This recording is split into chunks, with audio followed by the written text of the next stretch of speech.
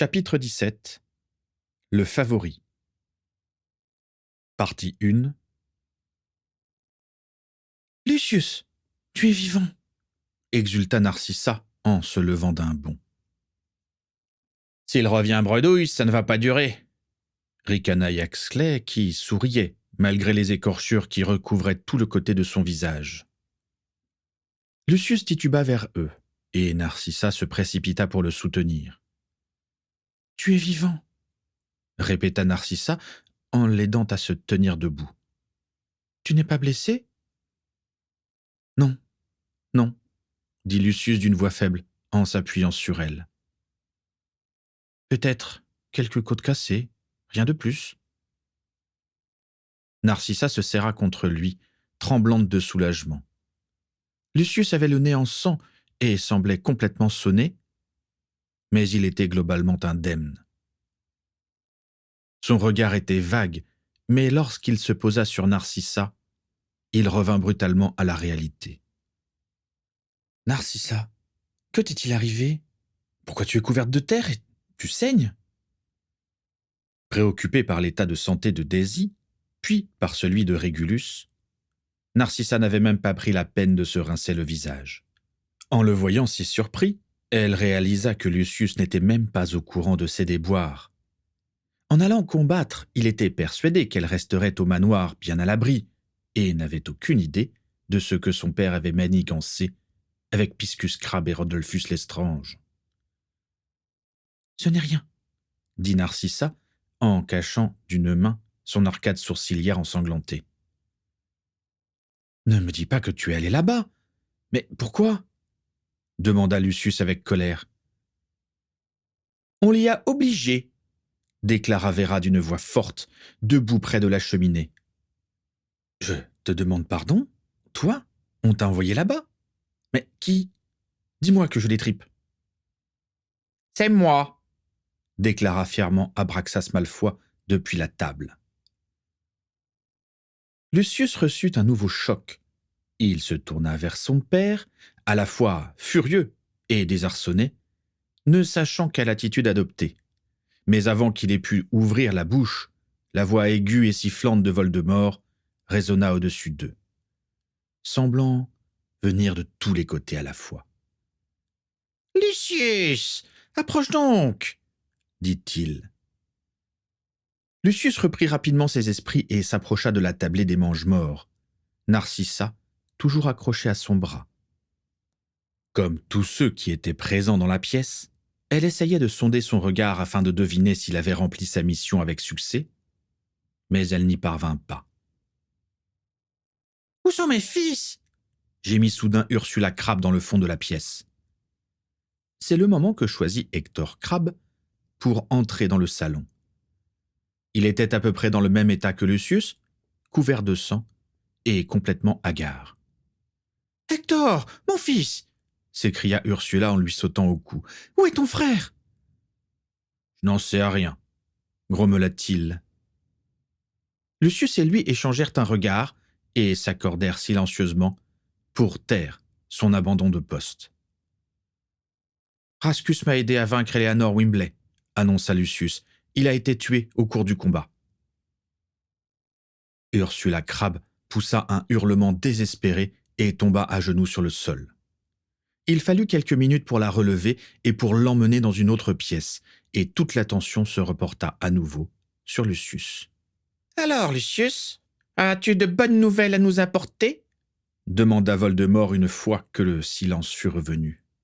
« Eh bien, oui, excellente. » Il s'essuya rapidement le visage à l'aide de sa manche afin de paraître présentable.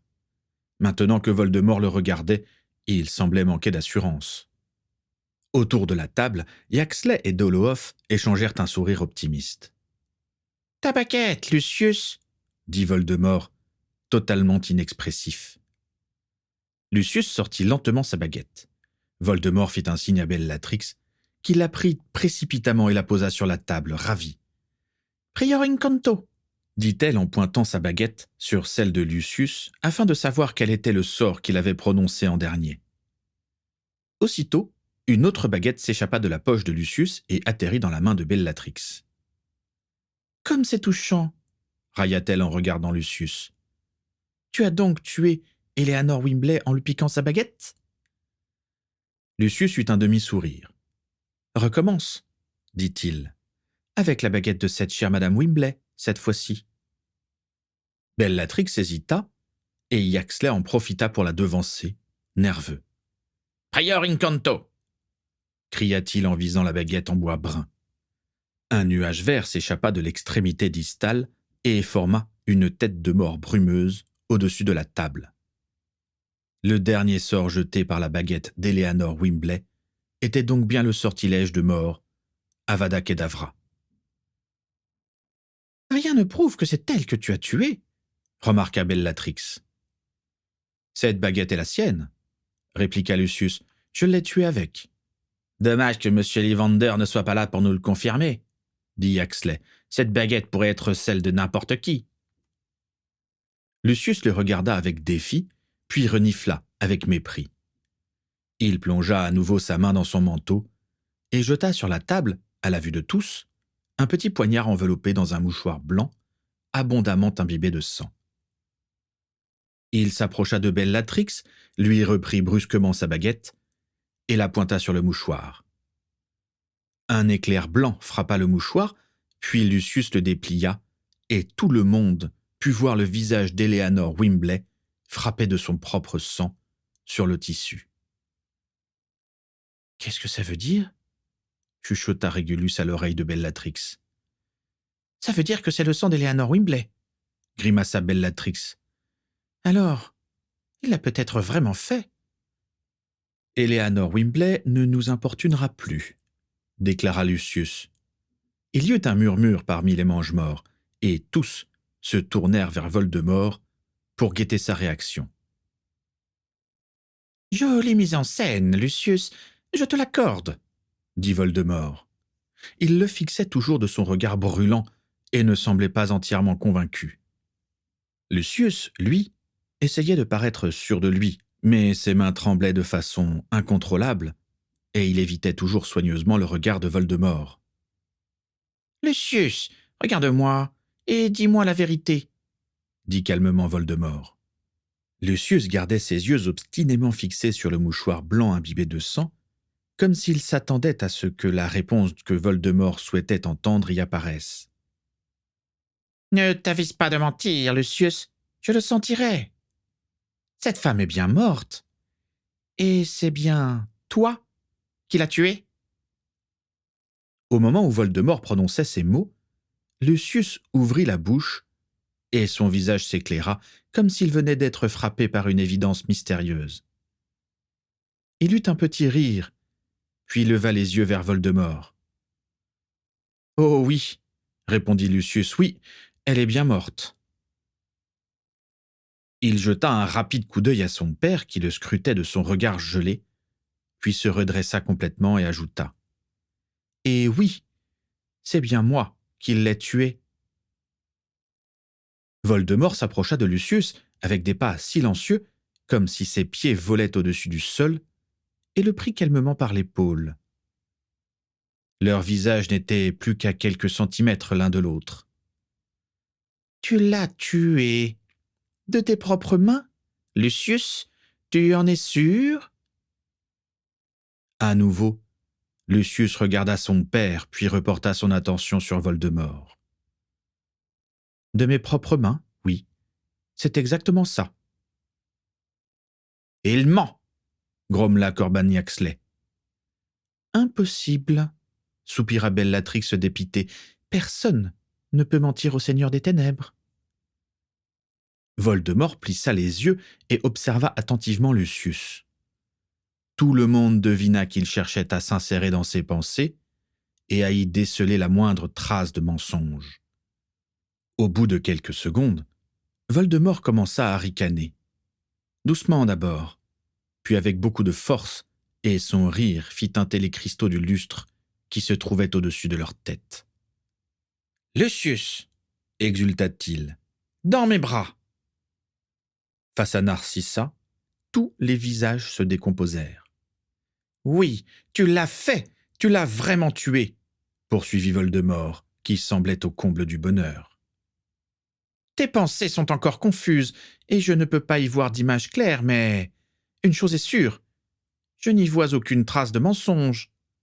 Un peu de culpabilité, bien sûr, ce doit être ton premier meurtre, mais tu verras, tu t'y feras, j'en suis certain. Ah, Lucius, je savais bien que tu m'obéirais. Mais quand je pense que Crabbe m'avait mis en garde à ton égard. Mais je ne m'étais pas trompé sur ton compte, tu m'es bel et bien fidèle. Lucius, qui avait retrouvé toute son assurance, s'inclina avec déférence. Je ferai tout ce qui plaira au Seigneur des Ténèbres. Oh, redresse-toi donc, dit Voldemort. Il se tourna vers le reste de la tablée. Evan Rosier, Igor Karkaroff, Balderic Parkinson, Andy Selwyn et Damian Knott exultaient et adressaient à Lucius des regards admiratifs. Les autres mange-morts, en revanche, étaient manifestement dépités. Bellatrix regardait Lucius de haut en bas avec scepticisme, Antonin Dolohov tapotait nerveusement sur la table, et Yaxley avait relevé le col de son manteau pour cacher son expression furieuse. « Une idée m'est venue pendant que j'observais la bataille, » annonça Voldemort. « Je vous ai vu combattre avec vaillance, tous autant que vous êtes, et j'ai beaucoup apprécié l'apparition de la marque des ténèbres. C'est une excellente signature. Cependant, il nous manquait quelque chose. » Il laissa sa phrase en suspens, appréciant la quantité de regards suspendus à ses lèvres. Certains d'entre vous ont peut-être déjà deviné de quoi il s'agissait. Les mange-morts échangèrent des regards perplexes. Des armes osa Andy Selwyn. Bonne idée, Selwyn, répondit sèchement Voldemort. Si tu connais une arme plus effrayante que les dragons que nous avons utilisés cette nuit, je serais ravi d'entendre tes propositions. Andy Selwyn se renfrogna, vexé. À son tour, Bellatrix s'éclaircit la voix et Voldemort se tourna vers elle tout ouïe. « Nous parlions l'autre jour d'un signe distinctif, » dit-elle en s'inclinant progressivement vers Voldemort. « Une marque pour nous reconnaître et un moyen de ralliement ?» Voldemort adressa un signe de tête approbateur à Bellatrix.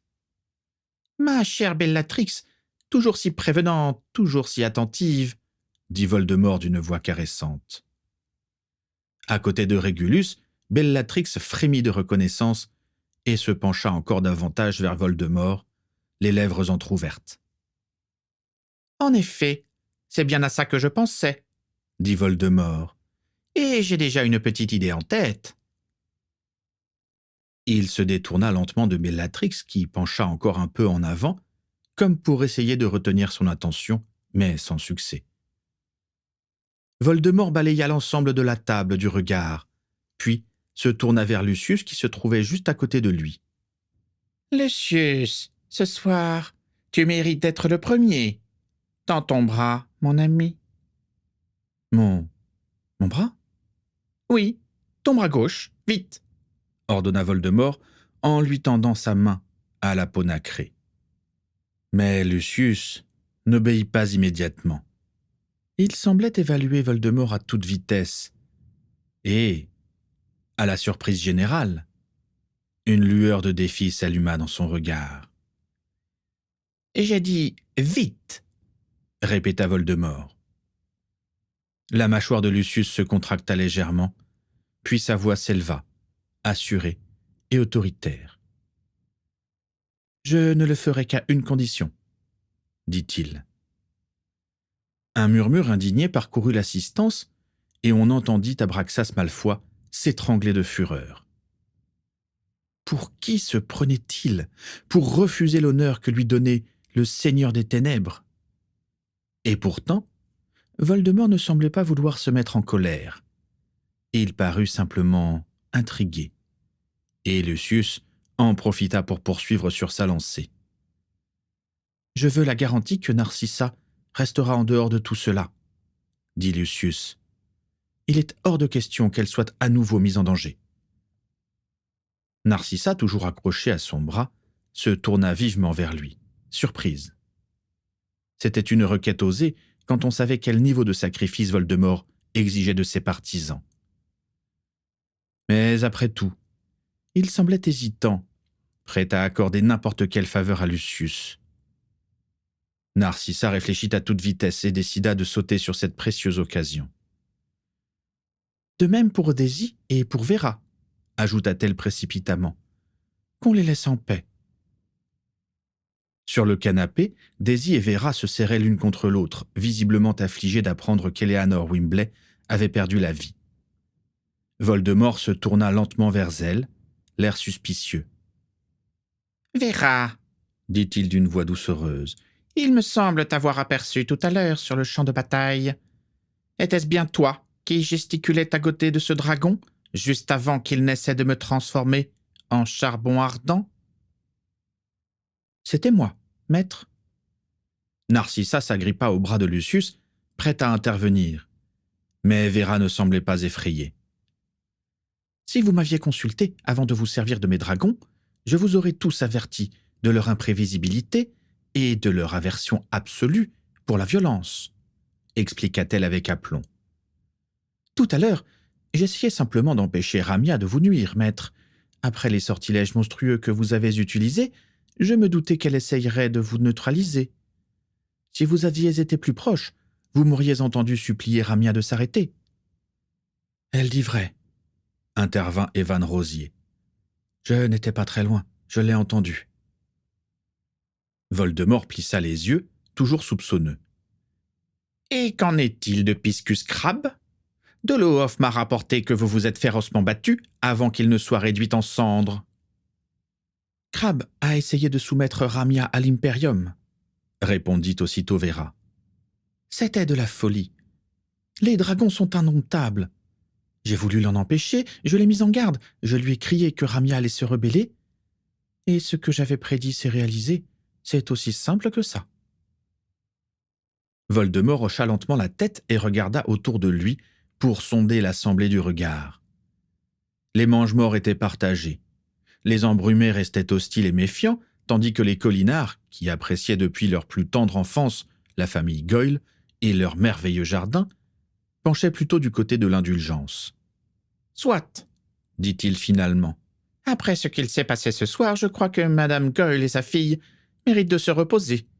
Et il me semble préférable qu'à l'avenir, elles restent à leur domicile, sous bonne garde, dit-il en faisant un signe appuyé à Carla. Le visage sournois de cette dernière s'éclaira aussitôt. « Nous vous avons à l'œil, mesdames, » siffla Voldemort. « Sachez qu'à l'avenir, le moindre comportement suspect aurait des conséquences regrettables. » Vera hocha à peine la tête, soutenant le regard de Voldemort. Quant à Daisy, elle resta de marbre. « En ce qui concerne Narcissa... » Voldemort reporta son attention sur les deux époux. Son regard les parcourut de haut en bas, s'arrêta sur leurs deux mains étroitement enlacées, et il se concentra intensément pour prendre sa décision. Puis son visage se détendit, et il leur adressa un sourire aimable. « Après ce qui s'est passé ce soir, je crois que Narcissa a largement payé ses tributs, » déclara-t-il. « J'accepte ta demande, Lucius. Ton épouse ne sera plus jamais inquiétée. » Malgré cela, Lucius semblait toujours réticent. « J'en fais la promesse, » insista Voldemort. Narcissa lâcha prudemment le bras de Lucius, et enfin, il se décida à relever sa manche, avant de tendre son bras devant lui avec appréhension. Voldemort lui saisit fermement le poignet, avide, et avec une délectation manifeste, il posa la pointe de sa baguette sur sa peau parfaitement lisse. Ses yeux rouges s'écarquillèrent, ses pupilles semblables à des fentes s'élargirent. Narcissa scruta l'avant-bras de Lucius avec inquiétude et tressaillit en même temps que lui, lorsqu'une tache obscure apparut sur son avant-bras. Lucius se crispa et serra les dents de toutes ses forces pour s'empêcher de gémir de douleur. La tache s'étendit et prit la forme d'une affreuse tête de mort, dont la bouche béante laissait échapper un serpent qui s'enroulait autour d'elle, comme un rire maléfique. Lorsque la langue fourchue du serpent apparut, Lucius voulut se retirer, mais Voldemort maintint sa prise autour de son poignet jusqu'à ce que les contours du motif soient parfaitement nets. Quand ce fut terminé, il montra le bras de Lucius aux autres mange-morts qui avaient observé le spectacle avec un silence fasciné. « La marque des ténèbres !» dit Voldemort sur un ton solennel. « Et maintenant, venez, chacun votre tour. » Pendant que les autres mange-morts présentaient leurs avant-bras à Voldemort, Narcissa voulut toucher le dessin, mais Lucius se dégagea vivement.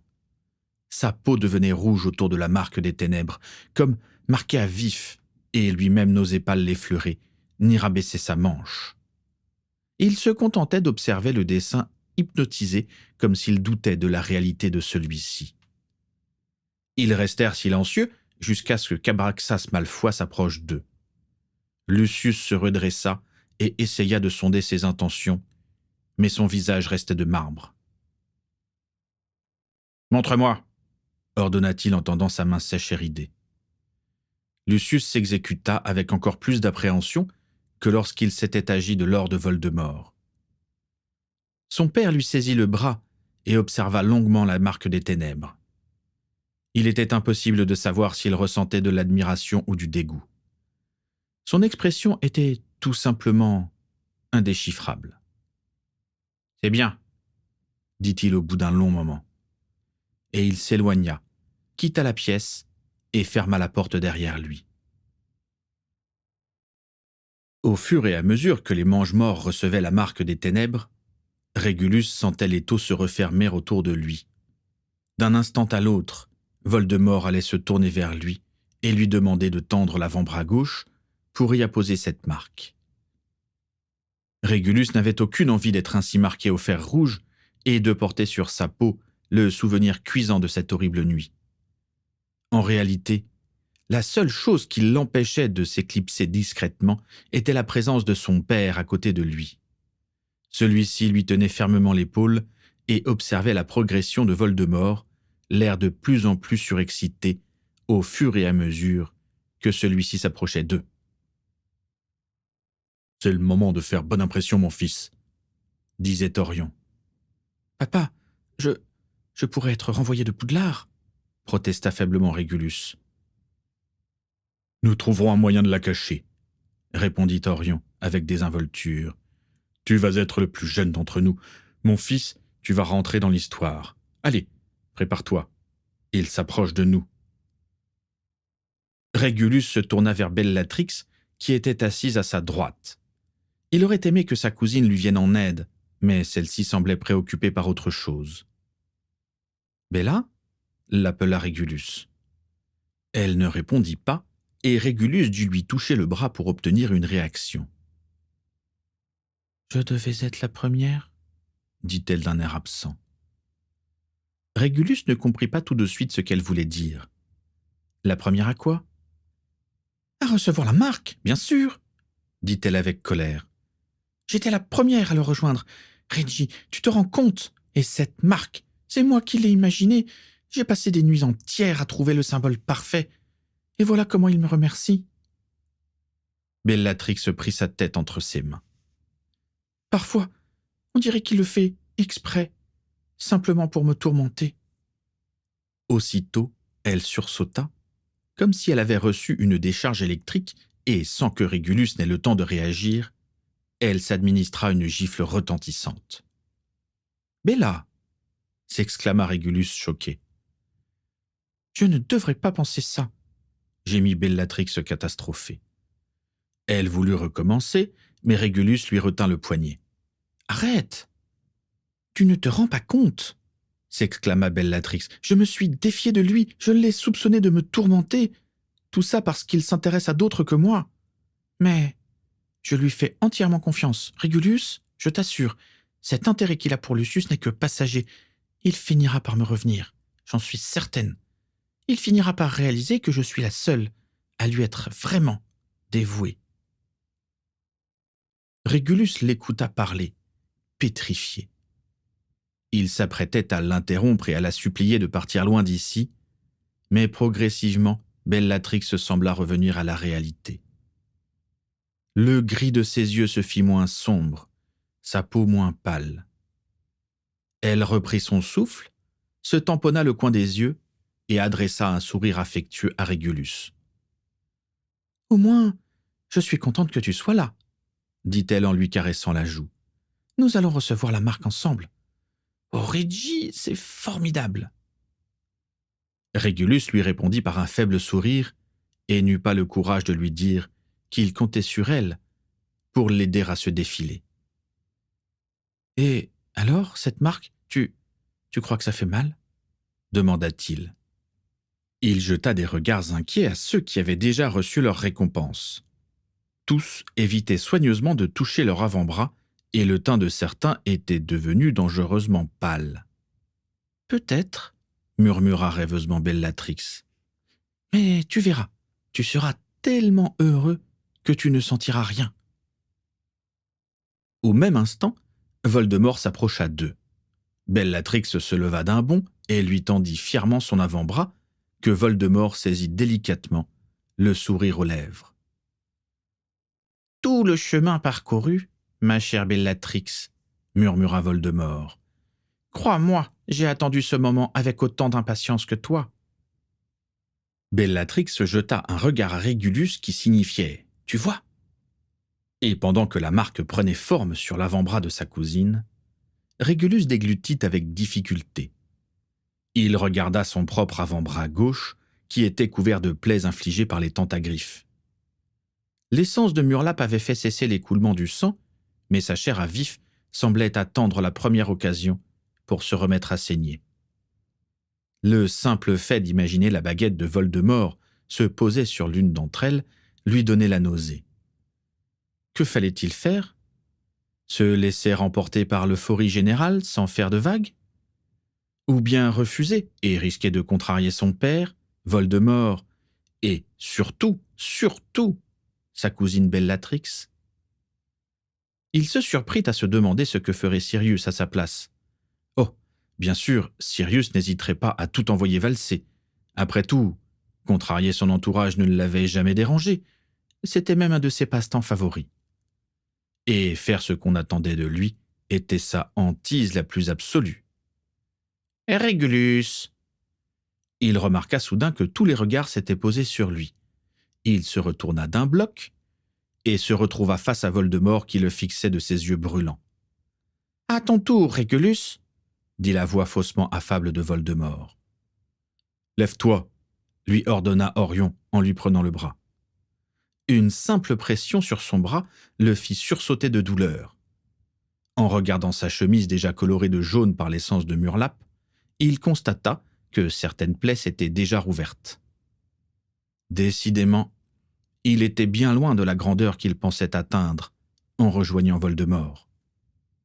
Ce qui le décida fut l'espoir de devenir puissant, lui aussi, comme tous les mange-morts qui l'entouraient, comme sa cousine Bellatrix, qui faisait mordre la poussière à tous ceux qui se trouvaient sur son chemin. Il pensa au sourire goguenard de James Potter, perché sur son balai, et à la satisfaction qu'il avait éprouvée quand il avait attrapé le vif d'or à sa place lors du dernier match de Quidditch. Régulus se persuada donc qu'un jour viendrait où il serait craint par James et par tous ceux qui l'avaient un jour regardé de haut. Tous ses rêves de revanche lui firent avancer son bras et relever sa manche, sans qu'il ne s'en rende vraiment compte. Il entendit à peine Véragoy le protester dans son dos et ne revint à la réalité que lorsque Voldemort posa la pointe de sa baguette sur sa peau écorchée. Pendant une fraction de seconde, il ne se passa rien, et Voldemort fronça les sourcils. Puis l'encre noire se répandit à toute vitesse le long de ses blessures jusqu'à son épaule, et Régulus eut l'impression que Voldemort versait de la chaux brûlante dans ses veines. Une douleur fulgurante le parcourut du poignet jusqu'à la base du cou. Tout aussi brutalement, un voile obscur tomba devant ses yeux, et il s'écroula,